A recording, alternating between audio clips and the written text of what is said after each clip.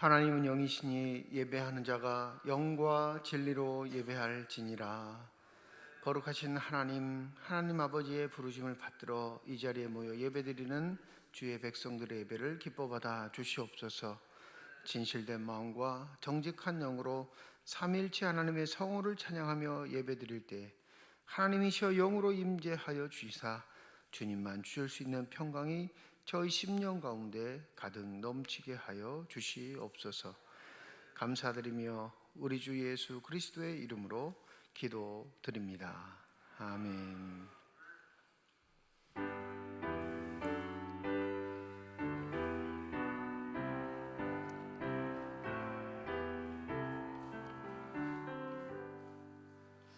다 찬양하여라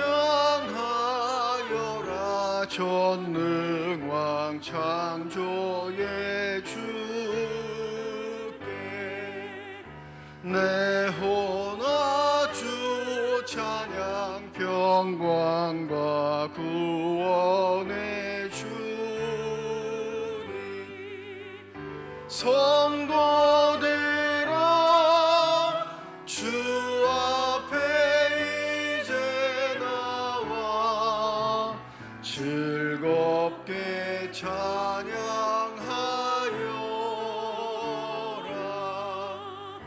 다 찬양하여라. 놀라운 만유의 주께 포근한 날개미 늘 품어주시는 주님 성도들아 주님의 뜻 안에서 내 소원 다 이루리라. 다 찬양하여라. 온몸과 마음을 바쳐 이 세상 만물이 주 앞에 다 나와 찬양 성도들아 기쁘게 소리 높여 영원히 찬양하여라.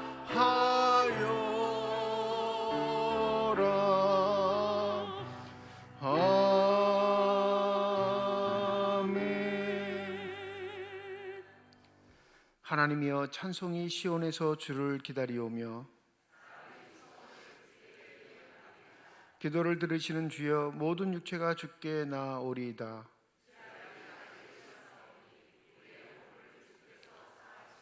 주께서 택하시고 가까이 오게 하사 우리가 주의 집 곧 주의 성전의 아름다움으로 만족하리이다.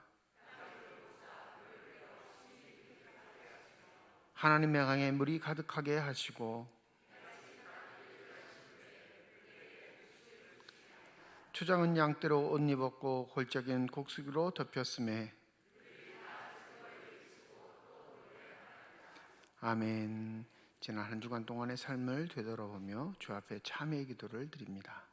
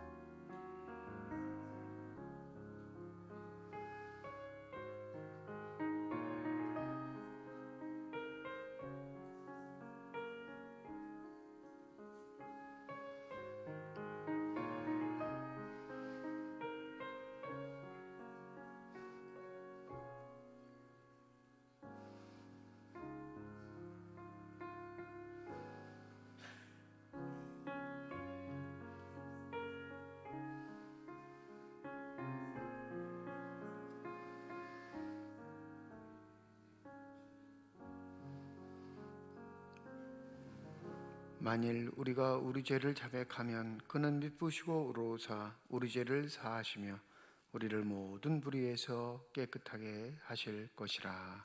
아멘. 나는 전능하신 아버지 하나님 천지의 창조주를 믿습니다. 나는 그의 유일하신 아들 우리 주 예수 그리스도를 믿습니다.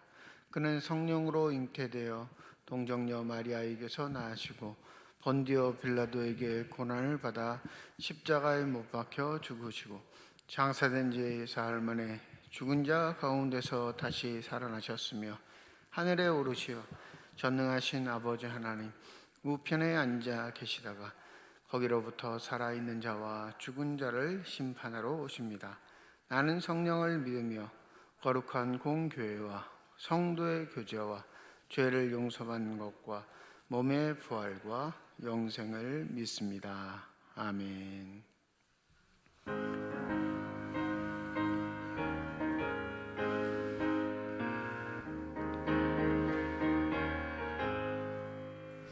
고난 내 영혼 편히 쉴 곳과 풍랑 이뤄도 안전한 복음 폭풍까지도 다스리시는 주의 영원한 팔을 지해 주의 영원하신 팔 함께 하사 항상 나를 붙드시니 어느 곳에 가든지 요동하지 않음을 주의 팔을 의지함이라. 세상 친구들 나를 버려도 예수를 함께 동행함으로 주의 은혜가 충만하리니 주의 영원한 팔을 지해 주의 영원하신 팔 함께 하사 항상 나를 붙드시니 어느 곳에 가든지 요동하지 않음을 주의 팔을 의지함이라. 나의 믿음이 연약해져도 미리 예비한 힘을 주시며 위태할 때도 안보하시는 주의 영원한 팔을 지해 주의 영원하신 팔 함께 하사 항상 나를 붙드시니 어느 곳에 가든지 요동하지 않음을 주의 팔을 의지함이라. 능치 못한 것 주께 없으니 나의 일생을 주께 맡기며 나의 모든 짐 대신 지시는 주의 영원한 팔을 의지해 주의 영원하신 팔 함께 하사 항상 나를 붙드시니 어느 곳에 가든지 요동하지 않음을 주의 팔을 의지함이라.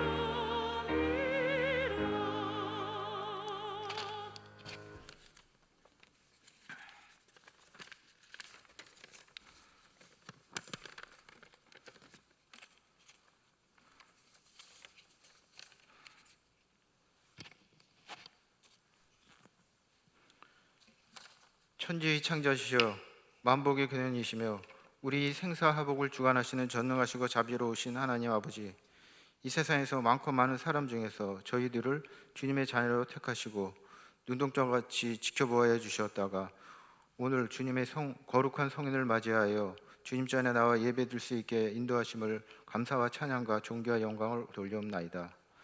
지난 한 주를 돌아보고 이제 새로운 결심과 각오를 하게 됩니다. 오점이 많았던 부끄러운 한 주를 뒤돌아보면 해야 할 것도 하지 않고 하지 말아야 할 것들은 골라한 우리 부끄러운 모습을 봅니다. 이 시간 한 주를 살아가면서 지은 죄를 오늘 하나님 앞에 나와 회개하오니 크신 사랑과 은혜로 용서하여 주시옵소서. 하나님 말씀대로 제대로 읽지도 듣지도 전하지도 못하고 살았습니다. 코로나라는 핑계로 모이기를 심지지 못하였습니다. 주님께 기도한다고 했지만 나 자신을 위해서 달라고 한 어리석은 기도만 하지는 않았는지요. 주님이 사랑을 전해야 하는 우리가 우리 이웃은 하나도 돌아보지 못하고 나 자신만을 위해 살아오지 않았나 하는 부끄러운 모습만이 아닌가를 깨닫는 시간 되게 하옵소서. 순종의 삶을 살아가도록 하옵소서. 순종하면 때로는 삶이 불편하고 곤란한 상황에 처해지는 일이 발생할 수도 있겠지만 철을 따라 풍성한 수확을 얻게 하시고 대적의 위협을 제거하여 주셔서 평화롭게 하시고 자손을 번성하게 창조하게 하시며 나는 너희의 하나님이 되고 너는 내 백성이 되리라 하신 하나님의 언약을 바라보면서 믿음의 실천인 순종과 말미암아 하나님으로부터 오시는 선하고 기뻐하시고 온전한 뜻을 세워나가도록 하옵소서. 이제 곧 임명주일이 다가옵니다. 맡은 분들이 귀한 일꾼을 세우기 위하여 얼마나 많은 기도와 수고로 준비하고 있겠는지요. 우리가 모두가 합심하여 거룩하게 세워나가야 하는 교회임을 깨달아 각자의 상황과 처지가 비록 어렵고 곤란할지라도 충성하면 해결해 주시고 더해 주시기까지 해주신다는 믿음과 직분은 하나님이 주시는 귀한 선물임을 깨닫고 각자의 직분이 주어졌을 때 아멘하고 답하는 저와 우리 모두가 될 수 있도록 간구합니다. 교회 학생과 학교를 위하여 기도합니다. 학교에 다니는 우리 자녀들의 심신을 건강하게 지켜주시옵고 저들의 학업에 지혜와 명철과 성실함을 주셔서 학교의 수업을 충실히 받고 선생님이 가르쳐 주시는 학업을 잘 이해하게 도와주시옵소서. 혹 고달프고 상처받은 자녀에게는 치유의 손으로 어루만져 주셔서 주님의 전에 나와서 새 힘을 얻고 돌아가게 하옵소서. 고3 학생들을 위해서 기도드리옵나이다. 인생에 있어서 가장 중요한 시기 중에 한 시기인 이 기간이 힘들고 어려운 시기가 아니라 오히려 하나님을 만나서 체험할 수 있는 귀중한 시기가 되도록 인도하여 주시옵소서. 11월 17일에 대학 수능이 예정되어 있습니다. 12년간의 수고가 한순간에 평가되는 안타까움이 있겠지만 얼마 남지 않은 기간 모든 잠재력을 잘 발휘되고 지식 체계가 잘 정리되어 잘 준비할 수 있도록 도와주시옵소서. 유행을 바라는 것은 아니지만 시험 보는 내내 적절한 긴장감과 평안함이 조화롭게 하시어 그동안 공부한 것이 잘 풀어질 수 있도록 도와주시옵고 하나님의 은총과 지혜가 필요한 것을 알기에 수능 이후에 준비된 논술, 실기, 면접 등 일련의 과정을 대학보다는 하나님이 주신 소질과 재능에 합한 학과를 잘 선택하여 입학할 수 있도록 도와주시옵소서. 임마누엘 찬양대의 찬양을 기쁘게 받아주시옵고 찬양으로 인하여 우리 예배가 더욱 아름답고 귀한 예배가 될 수 있도록 축복하여 주시옵소서. 교회 안에서 주님만 바라보며 날마다 묵묵히 봉사하는 손길들 위해 함께하시어 가정과 하는 사업과 생업과 자선 위에 무한한 축복이 있게 하여 주시옵소서. 성령으로 함께하신 하나님 아버지, 하나님의 말씀은 권능이 드러나는 줄 믿사옵니다. 하나님의 사자 양한만 목사님께서 나는 죄인이로소이다 라는 주제로 말씀을 전하실 때 주님의 영광을 드러내는 은혜의 말씀 되게 하여 주시옵소서. 하나님의 도우심만 바라보며 기도하는 한우들을 기억하시고 병으로부터 속히 회복되어 모든 성도들과 함께 하나님을 향하여 기뻐 찬양하며 예배할 수 있도록 도와주시옵소서. 사적으로 예배에 참석하지 못한 성도님과 온라인으로 예배를 드리는 성도들을 주님께서 기억하시고 이 자리에 있는 것과 같은 동일한 은혜를 내려주시옵소서. 예배 시간 주님께서 함께 하셔서 마치신 시간까지 인도하여 주시옵기를 간구하며 우리를 죄에서 구원하신 우리 주 예수 그리스도의 이름으로 기도드립니다. 아멘.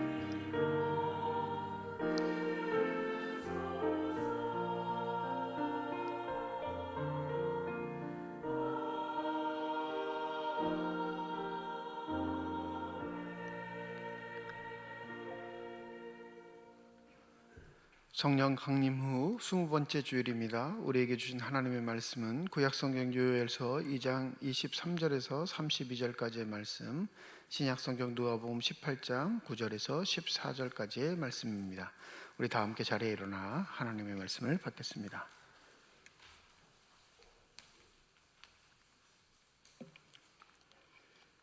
오늘 우리에게 주시는 하나님의 말씀입니다. 시온의 자녀들아, 너희는 너희 하나님 여호와로 말미암아 기뻐하며 즐거워할지어다. 그가 너희를 위하여 비를 내리시되 이른 비를 너희에게 적당하게 주시리니 이른 비와 늦은 비가 예전과 같을 것이라. 마당에는 밀이 가득하고 독에는 새 포도주와 기름이 넘치리로다. 내가 전에 너희에게 보낸 큰 군대 곧 메뚜기와 느치와 황충과 팥중이가 먹은 횟수대로 너희에게 갚아주리니 너희는 먹되 풍족히 먹고 너희에게 놀라운 일을 행하신 너희 하나님 여호와의 이름을 찬송할 것이라. 내 백성이 영원히 수치를 당하지 아니하리로다. 그런즉 내가 이스라엘 가운데 있어 너희 하나님 여호와가 되고 다른 이가 없는 줄을 너희가 알 것이라. 내 백성이 영원히 수치를 당하지 아니하리로다. 그 후에 내가 내 영을 만민에게 부어주리니 너희 자녀들이 장래 일을 말할 것이며 너희 늙은이는 꿈을 꾸며 너희 젊은이는 이상을 볼 것이며 그때 내가 또 내 영을 남종과 여종에게 부어줄 것이며 내가 이적을 하늘과 땅에 베풀리니 곧 피와 불과 연기 기둥이라. 여호와의 크고 두려운 날이 이르기 전에 해가 어두워지고 달이 핏빛같이 변하리니와 누구든지 여호와의 이름을 부르는 자는 구원을 얻으리니 이는 나 여호와의 말대로 시온산과 예루살렘에서 피할 자가 있을 것이며 남은 자 중에 나 여호와의 부름을 받을 자가 있을 것임이니라.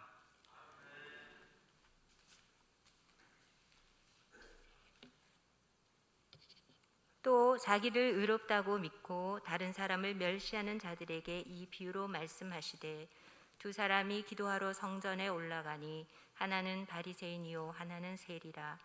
바리새인은 서서 따로 기도하여 이르되 하나님이여 나는 다른 사람들 곧 토색 불이 간음을 하는 자들과 같지 아니하고 이 세리와도 같지 아니함을 감사하나이다.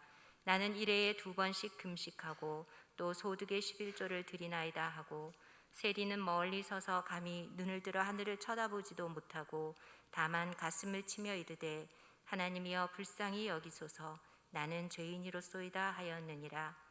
내가 너희에게 이르노니 이에 저 바리새인이 아니고 이 사람이 의롭다 하심을 받고 그의 집으로 내려갔느니라. 무릇 자기를 높이는 자는 낮아지고 자기를 낮추는 자는 높아지리라 하시니라. 하나님께서 이 말씀을 통하여 우리에게 은혜 주시기를 원합니다.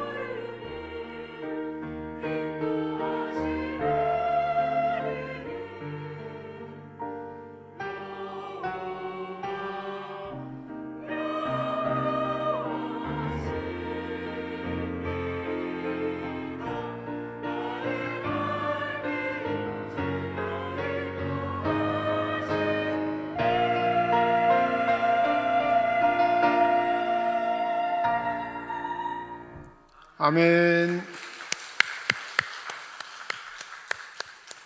기도하겠습니다.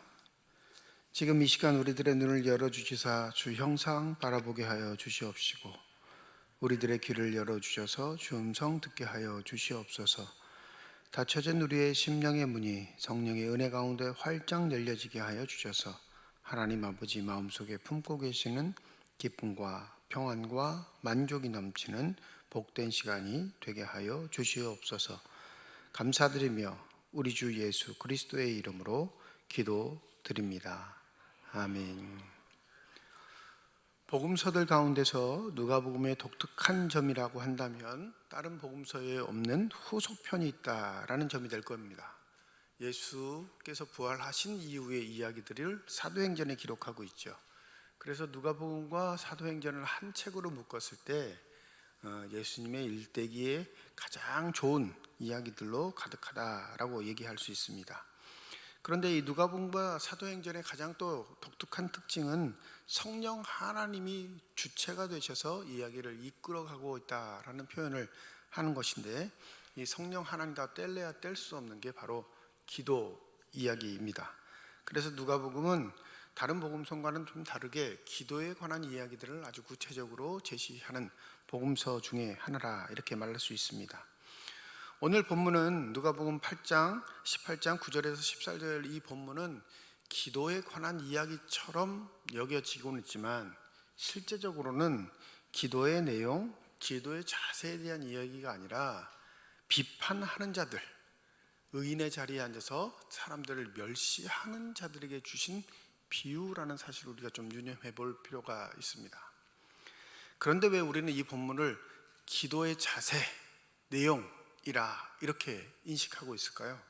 그건 본문이 주는 충격 때문에 그렇습니다.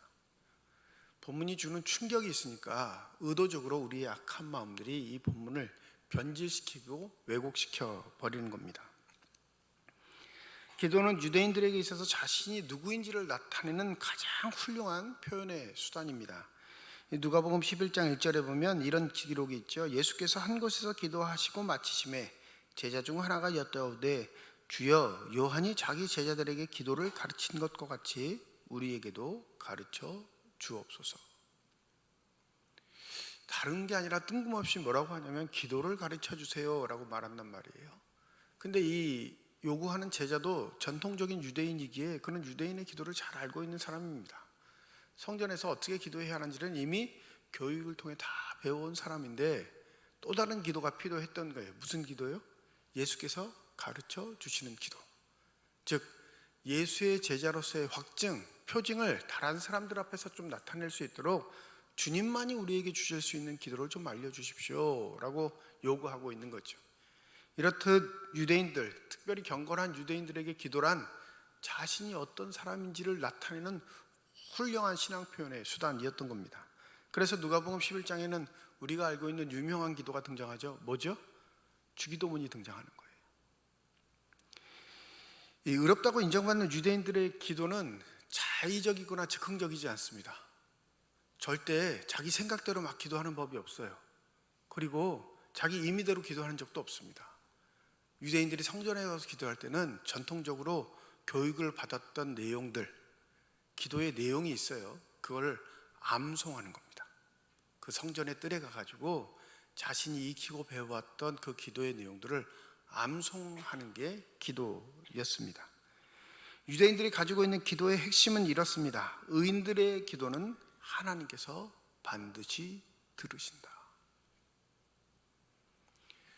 그러니까 그 기도가 아름답게 하나님 앞에 받아지고 있다. 하나님께서 그 기도를 들으시고 나에게 응답하신다라는 이 전제 조건이 뭐예요? 내가 뭐가 되어야 돼요? 의인이어야 하는 거예요. 근데 이게 유대인들의 전통적인 인식이었고요. 기도를 선생님들께나 신앙의 선배들이나 부모님께 배울 때 반드시 확고하게 마음에 새기는 건 하나님은 올바른 자의 기도를 들으죠. 그러니 이 기도문을 암송할 때마다 너가 하나님 앞에 죄인이 아니라 올바른 자가 되기를 열망하라 하며 가르치면서 기도의 문구들을 알려주고 있는 거죠. 그러하기에 유대 사회에서 기도의 자리, 즉 그가 어떤 자리에 서서 기도하느냐, 그건 곧 그 사람이 어떤 사람이냐를 나타내는 중요한 신분의 수단이기도 했습니다. 오늘 본문에 보면 누가복음 18장 보면 9절에 이렇게 시작하죠. 자기를 의롭다고 믿고 다른 사람을 멸시하는 자들에게 이 비유로 말씀하시되. 타켓이 여기에 있는 거예요. 여러분 혼돈하지 마시기 바랍니다. 기도의 내용, 방법, 태도를 알려주는 게 아니라 의롭다고 여기는 자가 다른 사람을 멸시하는 것을 보시고 그들에게 경고의 말씀으로 주신 겁니다. 그런데 이 비유에 등장하는 두 사람, 우리 너무나 잘 알죠. 하나는 바리새인이고 하나는 세리입니다. 의인 중에 가장 의롭다고 할 수 있는 바리새인을 하나로 대표로 세우시고 죄인 중에 가장 극악무도한 자라고 여기는 세리를 그 대표자로 세우셔서 두 가지의 이야기를 전개해 나가시는 겁니다. 10절에 이렇게 말하죠. 두 사람이 기도하러 성전에 올라가니. 예수님 당시에도 아직 여전히 예루살렘에는 성전이 존재하고 있었습니다. 헤롯이 지어준 성전이죠. 솔로몬의 성전보다는 규모가 작지만 스룹바벨이 돌아와서 다시 제2성전을 지은 것보다는 훨씬 방대한 규모. 예수의 시대에도 여전히 성전의 공사는 진행 중이었습니다. 유대인들의 환심을 사기 위해서 대대적인 확장을 하고 있었거든요. 그런데 여러분, 이 성전은 우리가 생각하는 것처럼 이렇게 들락날락 할 수 있는 곳이 아니에요. 대부분 평상시의 성전은 뜰에서 기도하고 끝납니다. 성전에 진입조차 못해요. 아시죠? 뜰이 어떤 구조로 되어 있는지? 맨 바깥쪽, 그러니까 성전에서 보면 제일 먼 쪽이 무슨 사람들의 뜰이죠? 이방인의 뜰입니다. 이방인의 뜰을 지나서 좀 몇 계단을 오른 다음에 등장하는 게 여인들의 뜰이에요. 유대 여인들의 뜰. 그리고 유대 여인들의 뜰을 지나서 몇 계단을 오르면 가장 높은 곳에 무슨 뜰이 있냐면 바로 거기가 남자들의 뜰입니다. 어떤 남자들? 경건한 유대인의 남자 뜰이 존재해요. 그 위에 몇 계단을 올라서 성전이 있는 거예요. 그 성전은 제사장들만 출입할 수 있었으니까 대부분은 신앙생활을 어디에서 하는 거예요? 뜰에서 하는 겁니다. 그 신앙생활이 뭐예요? 기도예요. 그러니 이 두 사람이 기도하러 성전에 갔으면 한 사람은 어디? 세리는 이방인보다도 못한 죄인 취급을 받거든요. 그러니까 아무리 유대인 남자라도 유대인의 뜰에 들어올 수 있을까요? 없을까요? 없습니다. 저기 이방인의 뜰에서 기도하는 거예요. 제일 낮은 데. 이 바리새인은요, 뜰 중에 가장 높은 뜰에 위치한 유대인의 뜰에서 기도합니다. 이 뜰의 장벽, 계단으로 이루어진 장벽은 여러분 신분을 드러내는 거예요. 넘어갈래야 넘어갈 수도 없고 넘어올 수도 없는 상황, 딱 정해져 있는 겁니다.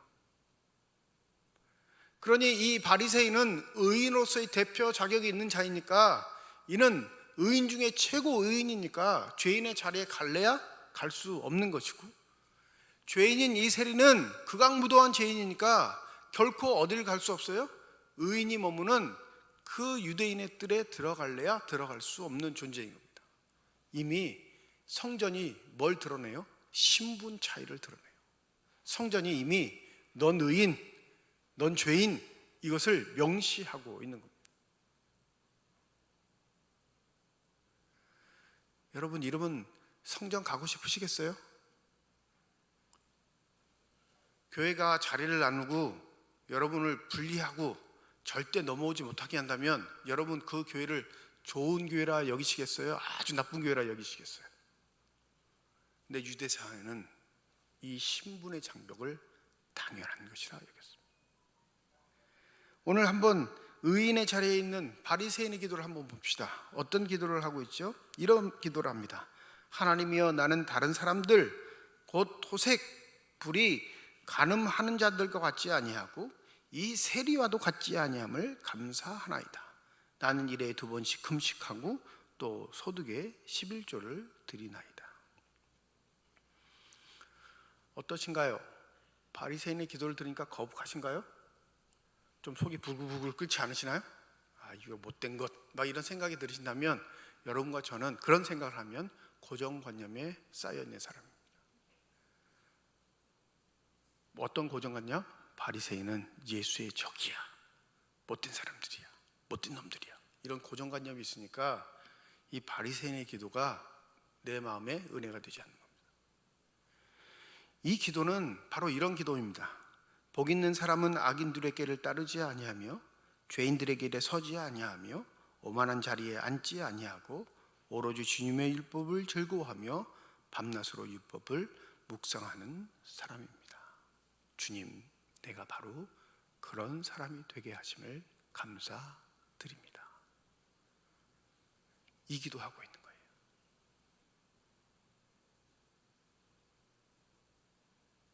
의인의 기도를 자기 임의대로 자기적으로 만들어 할 수 없으니까 그는 자기의 신앙 상태를 고스란히 하나님께 기도문을 통해서 고백하는 겁니다. 주님, 나는 저 남의 것을 빼앗는 자들, 또 불의를 행하는 자들, 간음을 행하는 자들과 함께 동조하지 않고 이 기도의 자리에 있게 하심을 감사드립니다. 또 주님, 나는 내 마음이 얼마나 주님의 율법을 사모하는지 그 율법이 나에게 명령하는 것보다 더한 열심을 가지고 주의 말씀을 지키기를 즐거워합니다. 그러니 주님, 나는 주님께 늘 감사드리는 자입니다. 본문에 기록되어 있는 기도의 제목은, 기도의 내용은 바로 이 내용이에요. 여러분, 의인들은 결코 오만한 자, 악인들, 그들과 함께 동행할 수 없는 자이고 그 자리에 앉을 수 없는 자임을 명시하고 있는 것이 성경의 대전제이기에 그는 그 불의한 자리에 앉지 않고 있음을 하나님께 감사하고 있는 거예요. 더불어 여러분, 율법의 규정에 의하면, 이들이 가지고 있는 유대인 전승에 의하면 일주일에 한 번만 금식해도 경건한 사람이에요.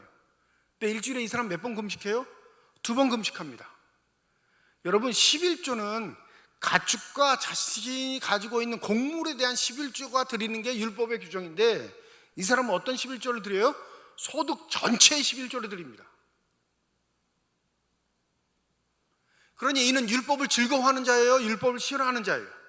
율법을 너무나 좋아해서 그 율법이 너무 자기의 마음속에 와 닿았기 때문에 더한 것을 드려도 전혀 꺼리낌 없고 더한 것을 행해도 전혀 불만하지 않는, 오히려 율법에 감동된 생활을 하는 자입니다. 본문에 등장하는 바리새인은 그런 사람이에요. 우리가 예수의 대적은 바리새인이야 라는 선입견을 가지고 이 바리새인을 보니까 기도가 안 좋은 것처럼 여기지만 이 기도는 너무 훌륭한 기도인 거예요. 그러니 이 기도문은 자신이 의미대로 쓴 게 아니라 시편 1편에 기록되어 있는 기도문을 자신의 상황에 맞게 하나님 앞에 고백하고 있는 겁니다. 반대로 세례 기도를 한번 봅시다. 세례의 기도는 어떤가요? 오늘 본문에 보면 13절에 이렇게 말하죠. 멀리 서서 감히 눈을 들어 하늘을 쳐다보지도 못하고 다만 가슴을 치며 이르되 하나님이여 불쌍히 여기소서, 나는 죄인으로소이다. 저도 어렸을 적에 이 본문을 읽을 때마다, 또 설교를 들을 때마다, 또 신학 공부를 하고 몇 번의 설교를 할 때마다 이 기도의 내용을 참 많이 강조했어요. 이 세리의 기도를 본받읍시다. 바리새인처럼 이렇게 교만한 기도하지 말고 세리처럼 겸손한 기도를 합시다, 이렇게 설명했거든요. 또 그렇게 대부분 설교를 드렸습니다.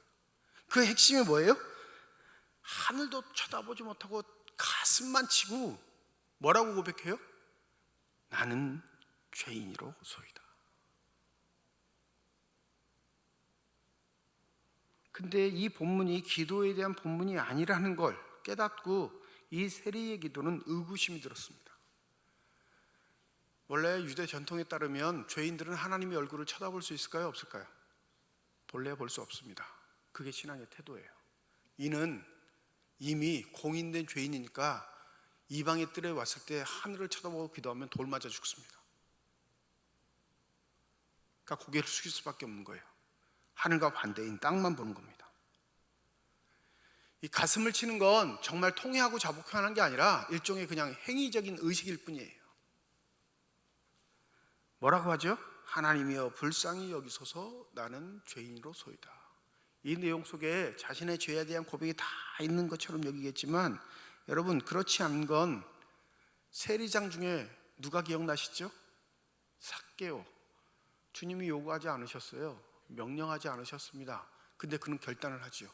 주님, 내 재산의 절반을 팔아서 가난한 자들을 돕고 내가 누군 것을 빼앗은 적이 있으면 4배를 더해서 갚겠나이다. 이 4배를 더해서 갚겠다는 건 삭개오가 뭘 표현하는 거냐면 나는 누군가의 것을 강압적으로 뺏은 적이 없습니다를 오히려 반증하고 있는 거예요.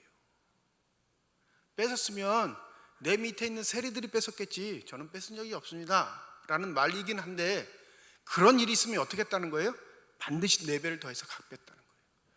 여러분 이 세리가 회개 기도를 드린다면 무슨 기도가 있어야 할까요?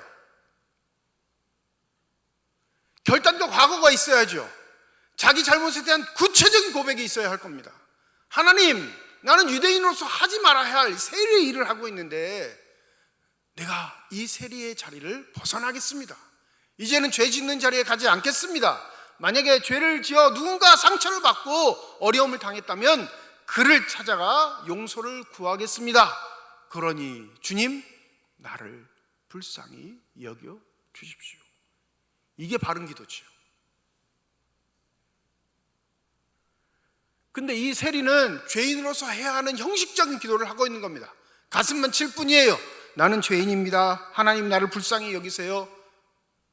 장례식장에 가면 곡하는 사람들이 있어요. 지금은 볼 수 없지만 전통적으로 곡하는 사람들이 없는 경우 자녀들이 해야 되는데 상주들이 해야 되는데 그게 힘드니까 어떤 일이 벌어지냐면 곡하는 사람들은 어떻게 하죠? 돈 주고 사요. 그리고 누군가 들어오면 아이고 아이고 이렇게 시작합니다. 다 알바하는 거예요. 알바. 그게 왜 그래요? 그게 조상들을 모시는 예의라고 생각하니까, 고인이 된 사람에 대한 예의라고 생각하니까 너무너무 힘드니까 돈 주고 사람을 사서 그 형식만 갖추는 거예요. 이 세리의 기도는 그렇습니다. 형식만 갖춘 기도예요. 자신의 마음의 본질을 드리는 기도가 아니라 아이고 아이고 하는 그런 기도를 하는 거예요. 성전에 왔으니 이렇게 해야지. 여러분, 누구의 기도가 더 진정성이 있나요? 누구의 기도가 하나님이 받으실 만한 기도예요? 이야기가 달라지죠. 그런데 충격적인 건 바로 여기입니다. 14절입니다.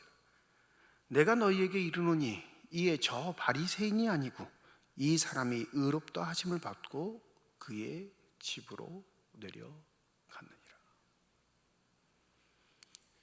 이게 충격적이니까 본문을 우리가 변질시켜 버린 겁니다. 응? 말이 돼? 누가 봐도 바리새인이 의로운 거지. 누가 봐도 바리새인이 좋은 신앙인이지. 누가 봐도 저 기도가 완벽한 기도지. 근데 왜 하나님은, 왜 주님은 저 어처구니 없는 사람을 의롭다 하시지?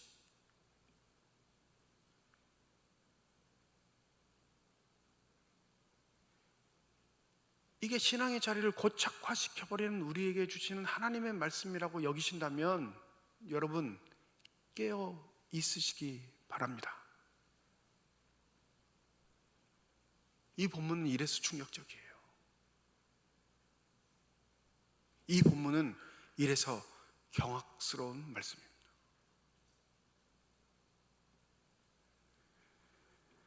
높은 자리에 올라갈 만큼 너희들의 신앙의 열정과 열심이 있어 그 의로운 자리, 높은 자리에 올라간 것이 아닌 그 의인의 자리는 전폭적으로 하나님이 선물로 주신 자리임을 잊지 말라 경계하시는 거예요. 유대인의 뜰에 올라가면 저 이방인의 뜰, 죄인들의 뜰은 자기 발 아래에 있습니다. 그러니 손가락질하고 조롱하고 무시할 수밖에 없는 삶의 태도들을 당연히 갖게 되는 것이죠. 만약 그가 의인의 뜰, 유대인의 뜰에 있지 않았다면 그런 태도를 안 가졌을 텐데 그 유대인의들, 의인의들에 있는 것 그 자체가 누군가를 멸시하고 조롱할 수밖에 없는 삶의 모습들을 가지게 된다는 사실. 그러니 우리가 늘 언제나 하나님 앞에 일하고 봉사할 때마다, 또 하나님께 기도할 때마다 주님, 나는 본질이 죄인입니다 라는 고백이 있기를 소원합니다. 여러분, 교회의 문제는 누가 일으키나요? 여러분, 교회 문제는 기도하는 사람들이 일으켜요. 아주 기도 잘하는 사람들, 열심히 하는 사람들, 성실히 하는 사람들이 교회의 문제를 일으킵니다. 안 그런 것 같으신가요?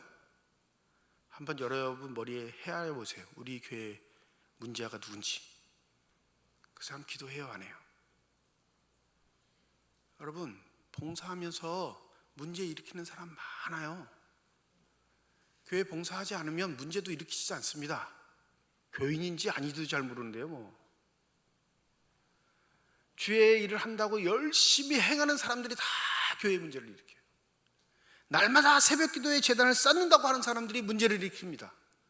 성실하게 열심히 섬긴다고 하는 사람들이 교회에 결국엔 분란을 일으키는 원인이 됩니다. 왜 그럴까요? 그들은 이미 의인의 자리에 앉는 것으로 여기고 살아가기 때문에 그렇습니다. 지들은 봉사도 하지 않은 게 저 권사가 돼가지고 기도도 안 하고 저게 안수집사야, 수많은 망발을 내뱉는 이유가 단 한 가지 이유가 자신은 의인의 자리, 높은 자리에 앉는 자격이 된다 여기기 때문에 그래요. 우리의 신앙의 행위와 열심히 태도가 우리의 자리에 자격을 갖출 수 있는 증언이 되는 게 아니라 그 자리는 하나님께서 전권적으로 그 누구에게든지 주실 수 있는 것임을 잊지 마시기 바랍니다. 저희 큰형님이 안양에서 목회를 하신 적이 있어요. 물론 부목사로 목회하실 때 그 교회에 가니까 새벽제에 나오는 권사 3명이 이 교회를 엉망진창으로 만들고 있다는 사실을 깨달으셨어요. 어떤 권사냐면 집에 안 가요. 교회에서 잠을 자. 교회가 자기네 집이야. 그리고 새벽 예배 전에 새벽 기도회 준비한다고 방석을 딱 깔고, 그리고 새벽 예배를 준비합니다. 집에 안 가니까 일찍 일어나야죠. 그리고 기도를 하는데 이 담임 목사님이 그때는 건강이 좀 안 좋으시니까 이 부목사님 큰형님이 다 새벽 기도를 인도하셨던 것 같아요. 근데 좀 지나다 보니 맨 처음에 되게 열심히 해서 참 귀하신 분이다 여겼는데 보니까 이 3명이 교회 문제를 일으키는 아주 주요 요인인 거예요. 새벽 기도회 때마다 깨는 기도를 했대요. 알아들을까요? 못 알아들을까요? 못 알아들어요. 왜 못 알아듣는지 아세요? 자기는 의인이니까. 저건 김권사가 들어야 돼. 아이고 목사님 말씀 잘하시네. 저건 박 집사가 들어야 돼. 아이고 맞죠 목사님. 저건 이 집사가 들어야 되는데. 정작 그 3명한테 주는 말씀인데 자신들은 그 말씀에 해당되지 않는다 생각하는 거예요. 그래서 나중에는 노골적으로 말씀하셨대요. 집으로 가라고.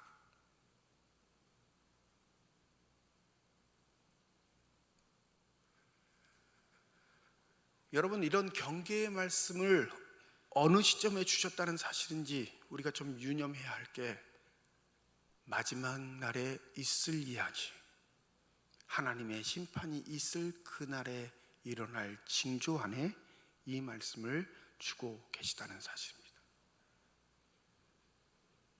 이 본문 기도 잘하란 말 아니에요. 너희들 있는 그 자리, 의인의 자리도 하나님이 허락하신 것이고, 그 의인의 자리가 너의 노력과 열심, 정성으로 얻어진 것이 아님을 고백한다면 과연 너희가 그 자리에서 누군가를 멸시하고 조롱하고 판단해야 하겠느냐, 우리에게 되묻고 있는 구절입니다. 그러니 주님 나를 구원하셔서 의인 삼아 주셨을지라도 내가 기도하는 자리에서 이 마음을 잃지 말아야 합니다. 주님, 나는 여전히 죄인일 뿐입니다. 섬기는 자리에서도 이 마음 잃지 말아야 합니다. 주님, 감히 내가 이런 일을 할 수 있음에 감사드리지만 여전히 나는 죄인일 뿐입니다. 봉사하면서 죄 짓기 싫어서 봉사하지 않는 분 있죠. 사람과의 관계에 있어서 죄 짓기 안에서 사람을 멀리하는 사람들이 있습니다. 하나님 그 자세도 원치 않는 거예요. 봉사하되 섬기되 기도하되 예배드리되 너희들이 죄인임을 잊지 않을 때 하나님은 너희를 한결같이 축복하시는 분으로서 너희에게 가까이 있게 될 것이다. 마지막 14절에 이렇게 말씀하시잖아요. 무릇 자기를 높이는 자는 낮아지고 자기를 낮추는 자는 높아지리라. 사회에서 높아지고 낮아지는 게 아니라 이건 바로 성전의 기능, 성전이 갖추고 있는 구조적인 모순을 하나님께서 반드시 바꾸시겠다라는 선포의 말씀입니다. 부디 저와 여러분은 의인의 자리에 앉는 축복의 사람이 되기를 소원합니다. 그런데 그 의의 자리는 누군가를 판단하고 질시하고 멸시하는 자리가 아니에요. 여전히 내 본질은 죄인이요 하나님의 은혜를 간구할 수밖에 없는 사람이란 사실을 고백할 수 있는 복된 자리가 되시길 주님의 이름으로 축원드립니다. 기도하겠습니다.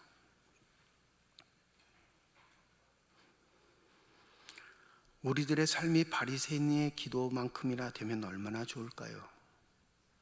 우리는 그러지도 못하고 바리새인처럼 누군가를 멸시하고 질시하고 살아갑니다. 하나님 앞에 정직하지도 못하면서 꽤나 정직한 척하며 누군가를 증오하고 멸시하는 것, 그것이 얼마나 무서운 일인지 깨닫지 못하고 어리석게 살아가고 있는 것은 아닌지. 주님, 우리는 지금도 앞으로도 영원히 죄인일 수밖에 없습니다.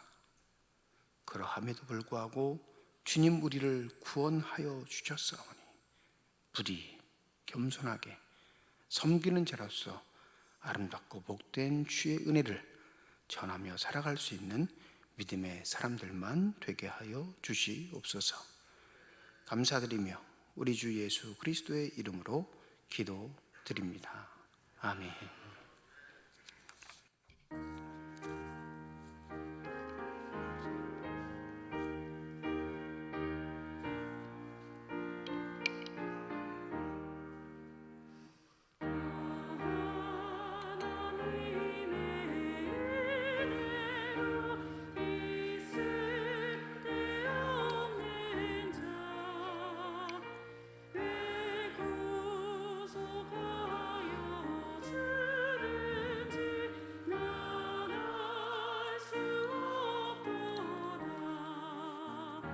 내가 믿고 또 의지함을 내 모든 형편 아시는 주님 늘 보호해 주실 것을 나는 확실히 아네. 주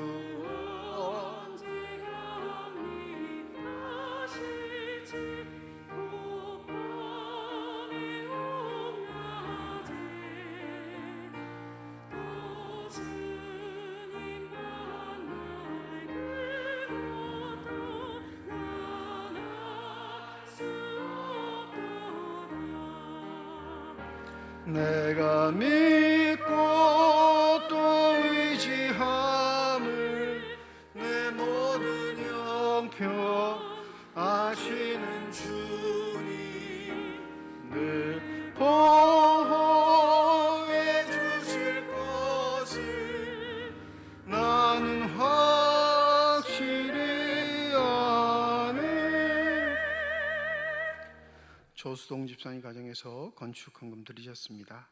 하나님 아버지 은혜와 사랑을 진심으로 감사드립니다. 거룩한 주일 주의 전에 나올 수 있는 은혜 허락하여 주시고 나올 때 빈손으로 나오지 아니하고 주 앞에 드릴 수 있는 예물 있게 하심을 감사드립니다. 11조 헌금으로 1,000번째 헌금으로 감사헌금으로 선교헌금으로 장학헌금으로 건축헌금으로 주일 헌금으로 드리는 손길마다 주의 은혜 가운데 복내려 주시사 이 땅 살아갈 때 필요한 것 채우시는 하나님의 은혜를 누리는 자들이 되게 하여 주시옵시고 살아가는 동안 후히 나누고 베풀 수 있는 축복의 손길들만이 되게 하여 주시옵소서. 이 예물이 쓰이는 곳 하나님의 사랑이 널리 증거되게 하여 주시고 하나님의 이름으로 심겨지게 될 때 30배, 60배, 100배의 결실을 통해 여전히 우리를 통해 일하고 계시는 하나님의 권세와 능력이 나타나는 거룩한 예물만이 되게 하여 주시옵소서. 예물을 드릴 때 기도의 제목을 담아 드리는 손길과 과정이 있음을 주께서 아시오니 주님 우리의 기도에 응답하여 주시옵시고 우리의 삶의 자리에 찾아와 우리를 어루만져 주시옵소서. 그리하여 어렵거나 힘들어도 낭망하지 않고 좌절하지 않고 포기하지 않고 믿음의 눈을 들어 주를 따라가는 데 최선의 노력을 다할 수 있는 신실한 믿음의 사람들만 되게 하여 주시옵소서.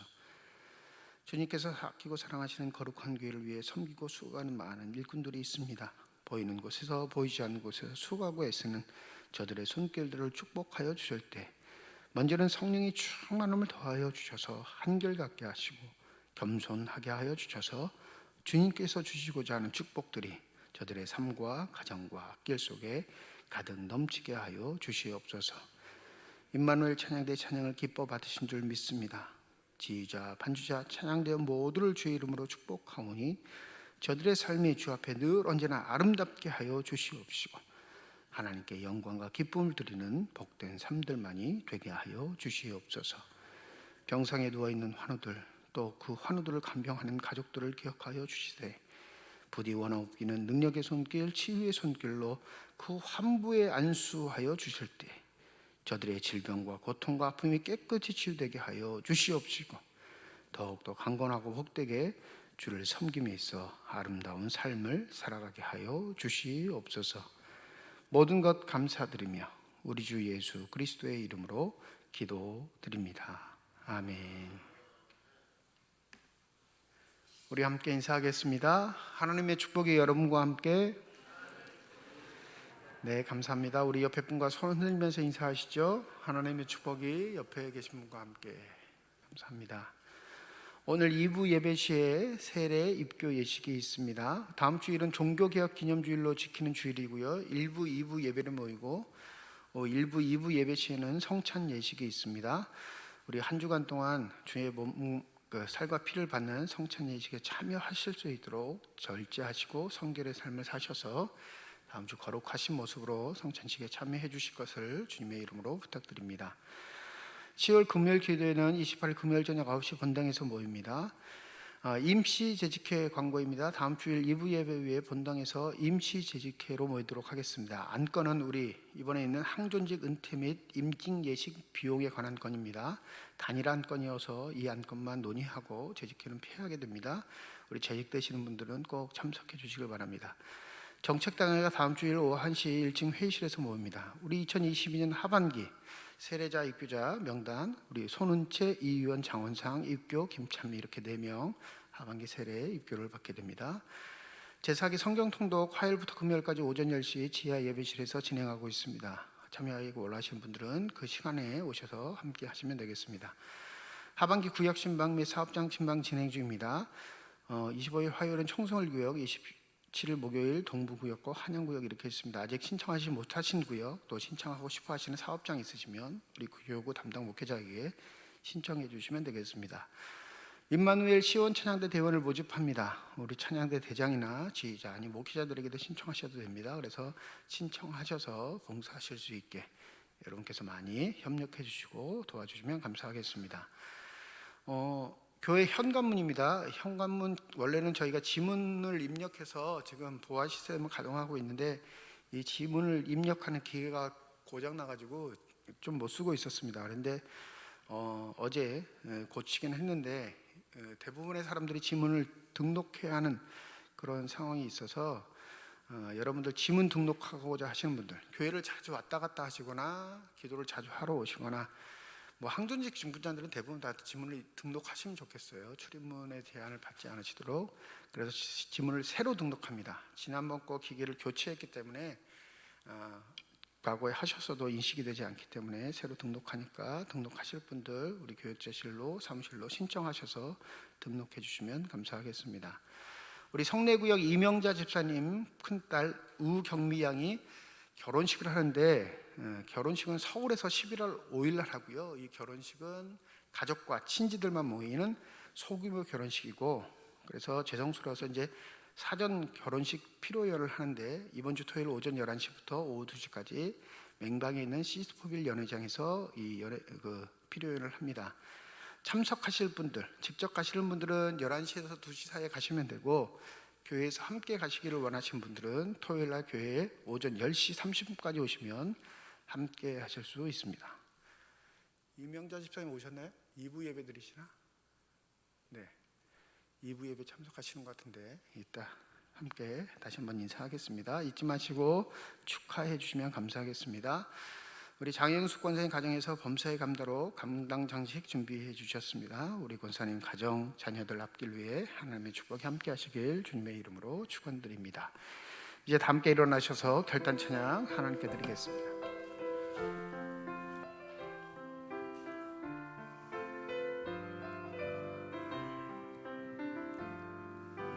주님 다시 오실 때까지 나는 이 길을 가리라.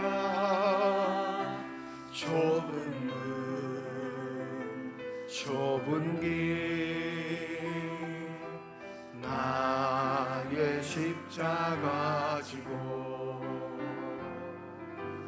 나의 가는 이 길 끝에서 나는 주님을 보리라. 영광의 내 주님 나를 맞아주시리. 주님 다시 오실 때까지 나는 일어나 달려가리라. 주의 영광 온 땅 덮을 때 나는 일어나 노래하리. 내 사모하는 주님 온 세상 구주시라. 내 사모하는 주님 영광의 왕이시라. 내 사모하는 주님 온 세상 구주시라. 내 사모하는 주님 영광의 왕이시라. 이제는 우리 주 예수 그리스도의 은혜와 하나님의 사랑과 성령의 교통하시고 내주하시고 역사하시고 충만하심이 하나님의 부르심을 받은 자들로서 아름답게 주님을 섬기며 살아가기를 소망하는 주님의 거룩한 자녀들, 이들의 가정과 일터와 앞길 위에 이제로부터 영원토록 함께 하시기를 간절히 축원하옵나이다. 아멘.